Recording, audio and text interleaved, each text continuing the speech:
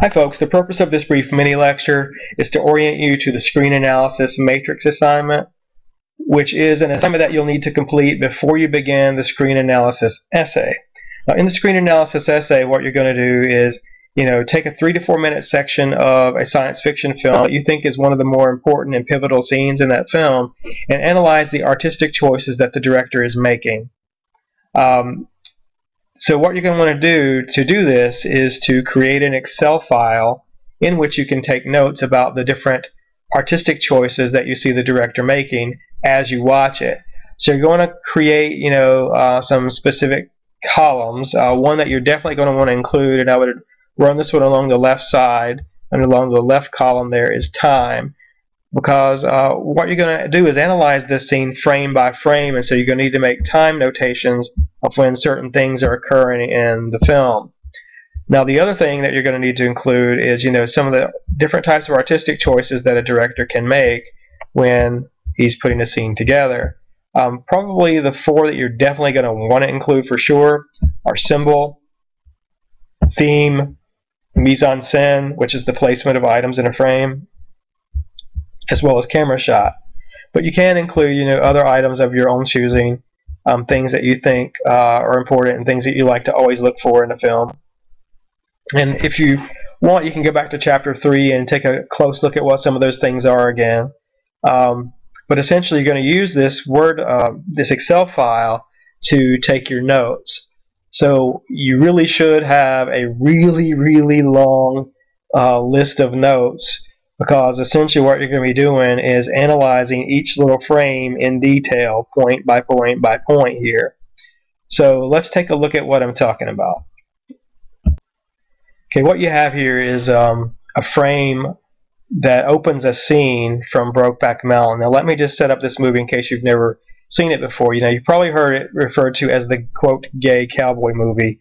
And I think for me it's really much more than that, and I think most critics would agree, and most critics said that it was really about the the universality of love and how love crosses boundaries. Well, as you can see in this frame, boundaries is a very important idea, and we'll come back to that in a sec. Now let me just again set it up a little bit more for you. The film follows the experiences of two primary male characters, one of which is Heath Ledger, who portrays Ennis Del Mar. The other is Jake Gyllenhaal, who portrays the character Jack Twist. Now, Ennis and Jack first meet as ranch hands working out on Brokeback Mountain doing some herding for a rancher. And what happens there is that they fall in love, which is completely unexpected, at least for Ennis it is anyway.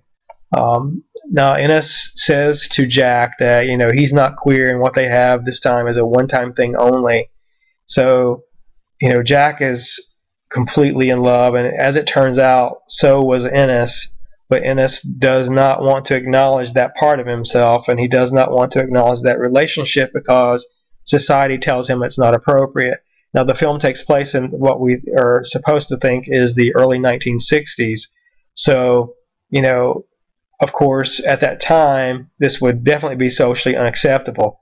So Ennis's reaction is completely understandable. Now, this frame that you see here takes place, the scene, right before the two meet again for the first time in roughly 5, 6, 7 years or so.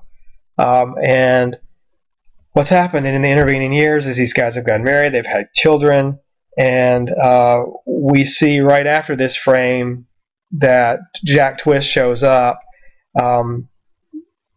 Ennis runs out the door to Jack, runs down the stairs. The two, embrace in this really passionate kiss, and then the wife accidentally sees them, and this sort of sets in motion the rest of the conflict and the remainder of the film, because these are two men that are completely in love with each other, yet they have families. And for Jack, it seemed Jack always had an excuse about why he couldn't be, Ennis always has an excuse about why he can't be with Jack.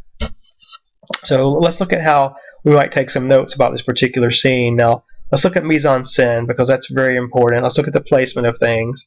Well, you'll notice here that this door jamb and this barrier between the rooms here creates this separation between the family and the family life and the character of Ennis Del Mar, who's on the other side of a wall. Now, we could say that this wall is very symbolic, because this wall isn't just a wall. It has a meaning beyond itself, and this wall is Ennis's, self-perception of his sexuality and what he's supposed to be. This would represent heterosexuality, but he is separated off and cut off from that. And because he's cut off from this and he doesn't have Jack, he surrounds himself with numbing agents, things like alcohol. And we see, 6 bottles here in front of him. So instead of doing, the parenting thing in the other room and helping his daughter eat and feed the daughter, he's in the other room, half passed out from drinking. And we can make the assumption, and it's probably a correct one, that he drinks so much because he knows what he wants, but he feels like he can't do it. So what we would do is make some notes about these things here on our, matrix. At time 0, 0, we notice in the lighting, for instance, that the room's a little dark. Now this is important because in all of the scenes that you see of family life in this film, it's always dark and dingy and depressing.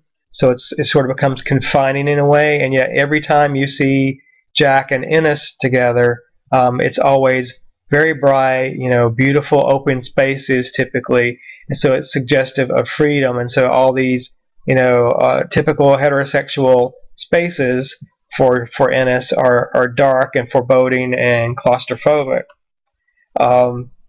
Now, Ennis's body language in this frame we just looked at suggests that he's completely disengaged from his family. He's really not interested at all, and that's really the truth.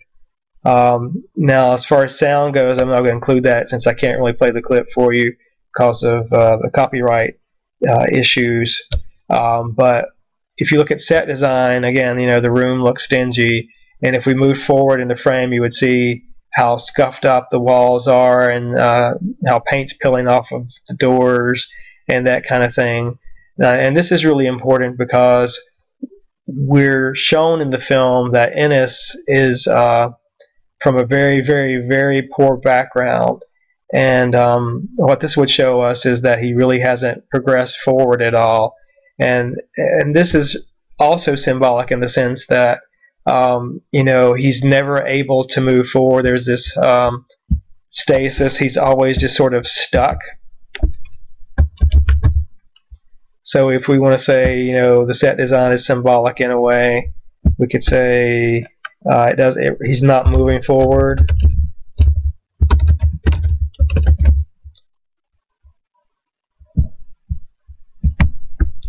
And the set design itself suggests poverty. But some themes that are coming up already, we have numbness, separation, being stuck, not moving forward. And then we could also include, camera shots and that type of thing as well. So this is just to give you an idea of what you're going to do. Now, the important thing is, be as detailed as you possibly can. Take your time. Don't rush through this. Note everything you can about each individual little frame. Now, that doesn't mean you're going to find, very significant things about every single frame of the film, but you might. And it's going to depend on the film also, but there's always going to be something there, and you're not going to see it unless you really stop and look closely. Like, you're not going to notice things about the lighting unless you stop the frame and analyze the frame and the individual things that are going on in it. And remember, mise-en-scène and frame also means, frame, you're looking at things inside of the frame, but things can also be outside of it as well. So go back and look at chapter 3 and make sure you understand the different terms and make sure you understand how to analyze, and then again, take your time moving forward through frame by frame and analyzing each individual aspect of that particular frame.